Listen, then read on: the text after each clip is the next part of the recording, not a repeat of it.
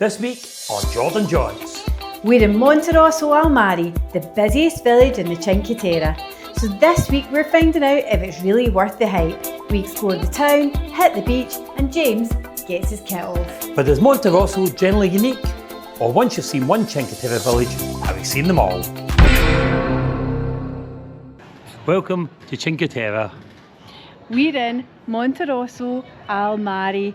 This village is on the seafront. It's got a beach, it's got shops, it's got the ramshackle houses, it's got everything apparently. So let's go and see if that's true. I'm loving walking into each of these villages. You just do not know how it is going to unfold. They really are nestled, buried almost into the hillside here. It's incredible to think that they managed to build this all those years ago.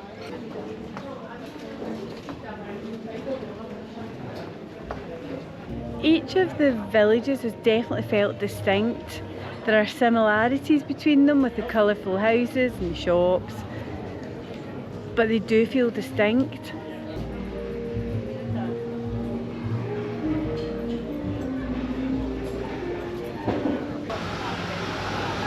We'll watch out for the bus.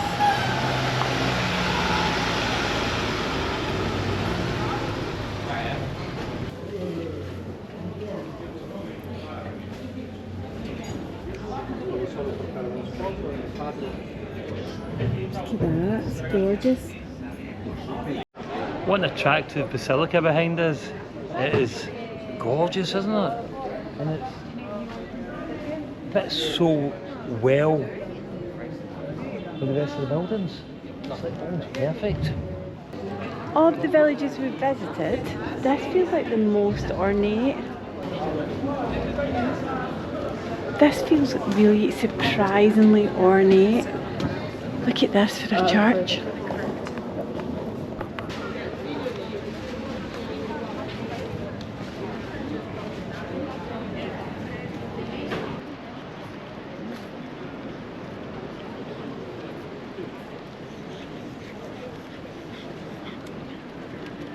It could just be here, it's just different. Beautiful, isn't it? It's different again.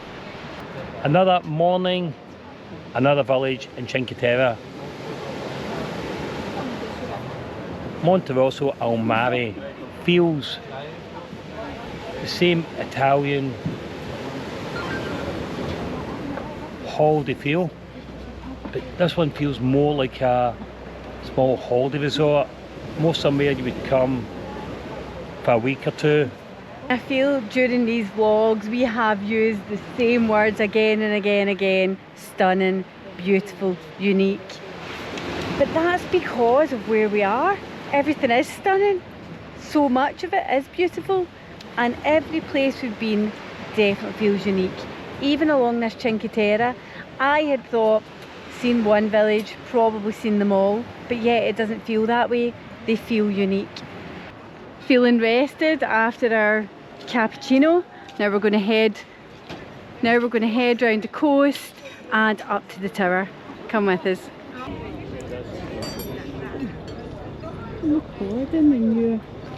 The harbour's not quite big enough for cruise ships, but it certainly brings daily visitors by boat.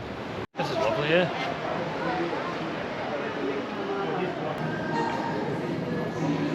Oh wow. Oh, there's people swimming, James. Oh. Look behind me here. I think when you come in to this village at first, you think it's very nice, it feels quite local, and there's a wee beach. And then you can come three ways. You can come over the mountain, through a tunnel, around the beach walk, and this is what you get in front of you. Now, I wasn't sure I was going to get a swim today, but I am definite I am getting a swim today. This is absolutely spectacular. Look at this view.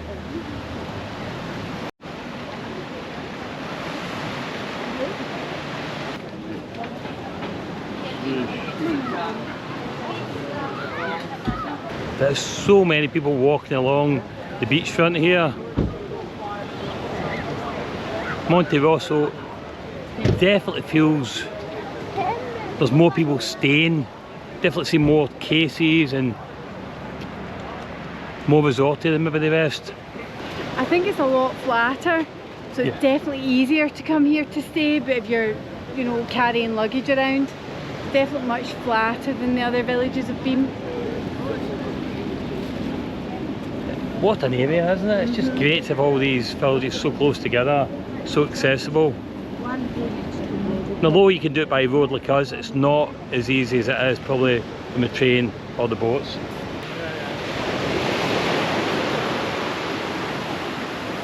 Look at this water. This is gorgeous. How's the temperature? Feels good.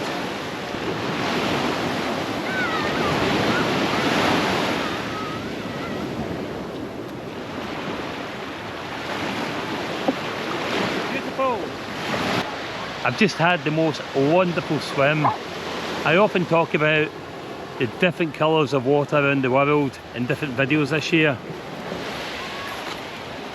But along this Cinque Terre coastline, it is spectacular. The water is so blue, so beautiful and so inviting.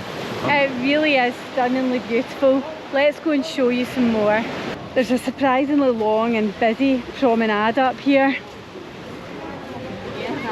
When we entered the town it felt quite narrow, but then we go through a tunnel and you end up here and you get that real beach town vibe, where in the other villages they haven't had that. Even though there has been access to the beach, it's not felt like the sort of place you might go in the sea for long.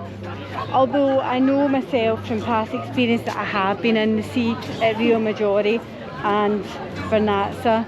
It's a lovely tree-lined promenade here, gorgeous.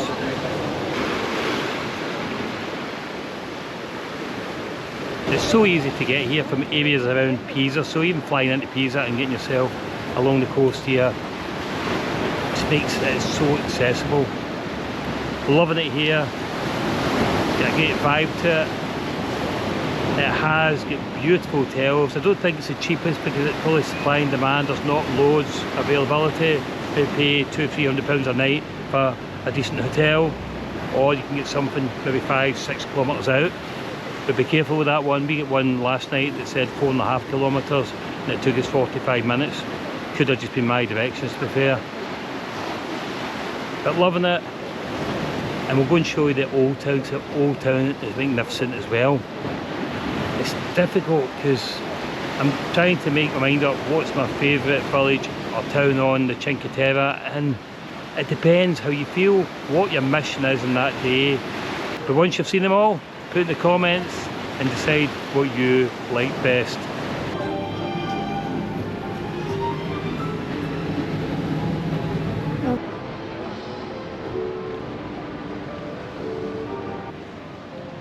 Cheers. Another day, another beautiful village in the Cinque Terre. I'm really enjoying this view, but what strikes me when I look at how enclosed it is years ago this would have been so isolated. People would have lived in this village and not known the people in the neighbouring villages, because how were they getting there? It wasn't easy. People could have grown up thinking their village was the only village and the people they knew it, and the people who lived in the village with them were the only people in the world. I find things like that fascinating. Yeah, I know what we've got.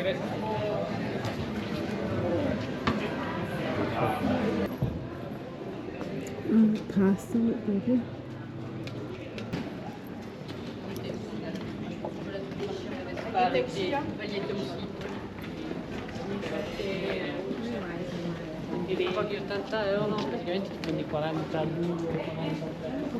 Look at this for a beautiful restaurant. It just feels so local, so friendly, and I'm convinced the food will be to die for.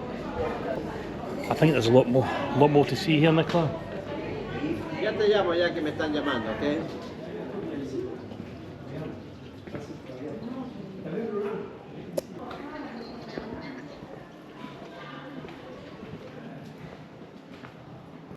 big thing I'm loving in all the villages is the fact they feel very local. People stay here. You can see behind me with the washing hanging out. But there's obviously between 900 and 1600 people inhabiting any one of the villages, which isn't a lot. But if you can't live here, come and visit. You can live here for the day. This place is very busy at different points, but in the winter it's not a ghost town because there are enough residents to keep it busy and to keep it feeling lived in. While house prices have increased massively and lots of younger families are having to leave because of tourism, many of the houses that are owned as Airbnbs have been in the families for generations, so there is still a feeling of this belongs to us here. I think first impressions and last impressions,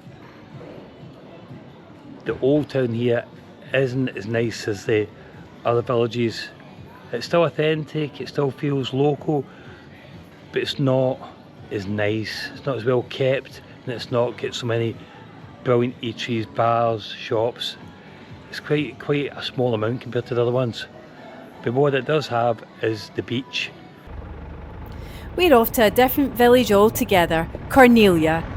And if you enjoy this content, please be sure to subscribe to make sure you don't miss the next one. Bye for now.